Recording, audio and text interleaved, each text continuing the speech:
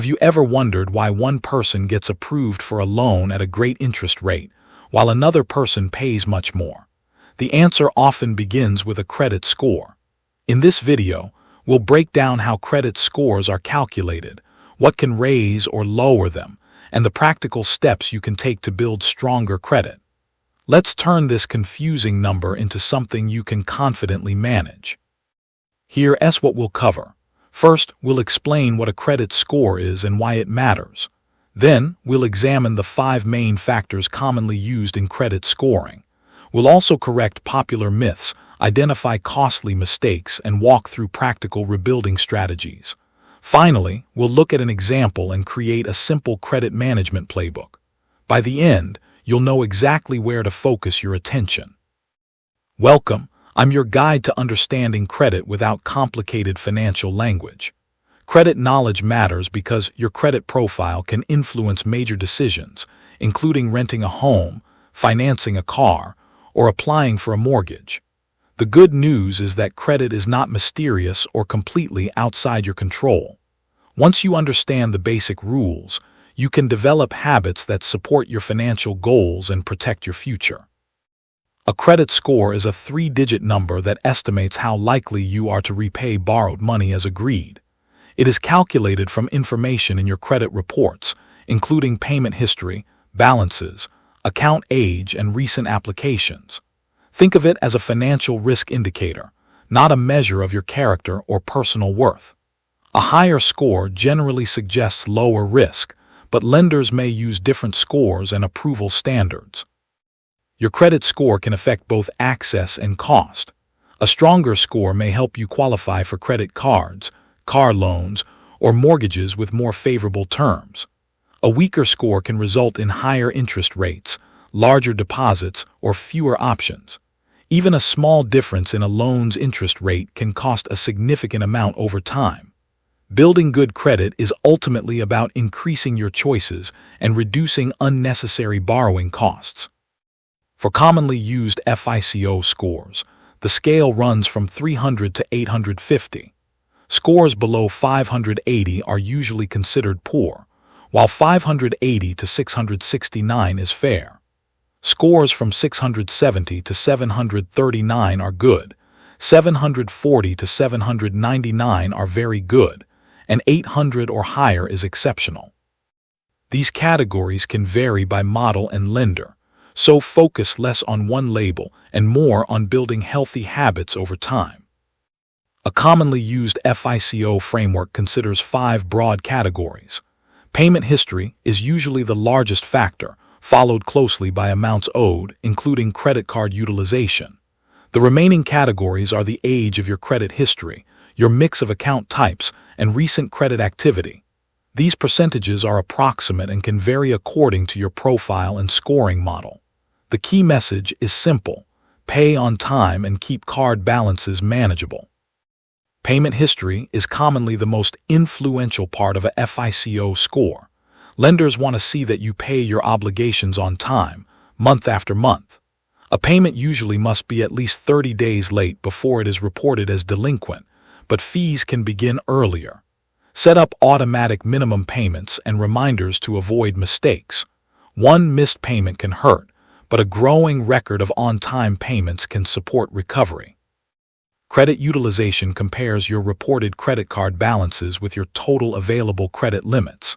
For example, if your total limit is $10,000 and your reported balance is $2,000, your utilization is 20%. Lower utilization is generally better. Staying below 30% is a useful guideline, while lower levels may help further. You do not need to carry debt or pay interest to build a strong score. Credit scoring models also consider how long you have managed credit. They may examine the age of your oldest account, your newest account, and the average age of all accounts.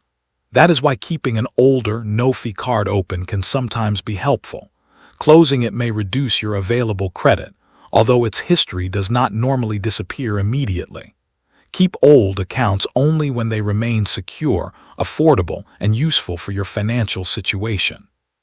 Credit mix refers to the different account types appearing on your report. Revolving credit includes credit cards, while installment credit includes mortgages, auto loans, and student loans. Successfully managing different types may help demonstrate experience, but this factor is relatively small.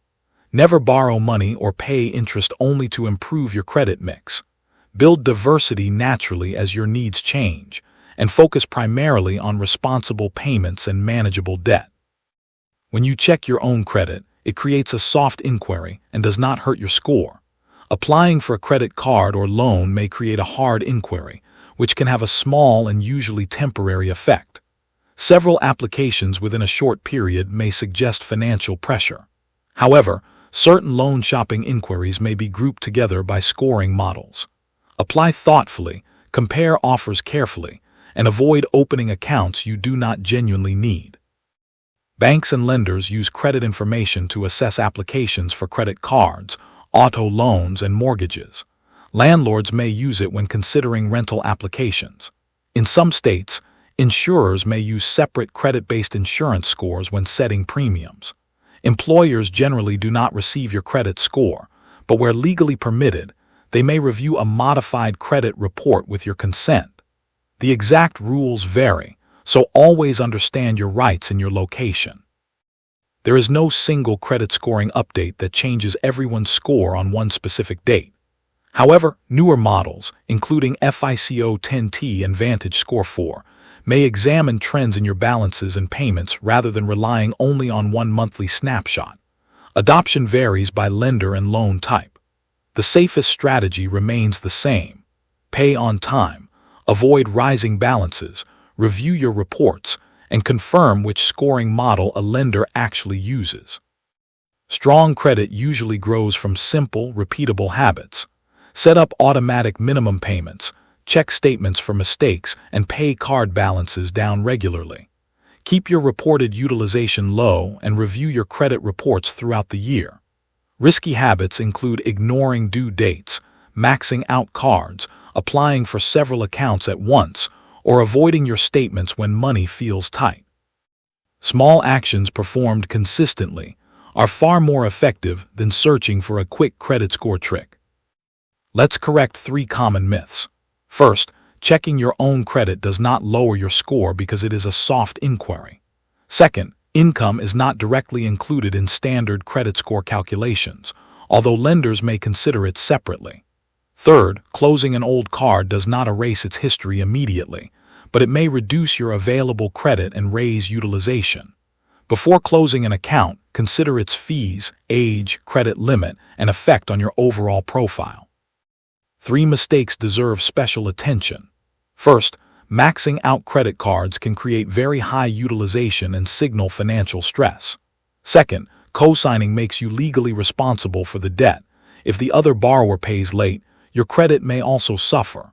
Third, missed payments and collection accounts can remain on credit reports for years. Protect yourself by monitoring accounts, limiting co-signing, and contacting creditors early if you expect difficulty making a payment. Start by reviewing all 3 of your credit reports and disputing information that is genuinely inaccurate. Next, bring overdue accounts current, lower revolving balances, and automate at least the minimum payment. If you are new to credit, a secured card or credit builder loan may help when used carefully. Becoming an authorized user can also help in some cases, but only if the primary account has low balances, positive history, and responsible management. Credit improvement does not follow one guaranteed timeline. Lower card balances may affect scores after the lender reports the new balance, often during the next reporting cycle. Recovering from late payments usually takes longer because positive history must build over time. Many negative items can remain for up to 7 years, although their effect may decline as they age. Focus on steady progress rather than expecting a specific number of points by a specific date. Consider this illustrative example. Alex began with a score around 620, high card utilization, and an incorrect item on a credit report.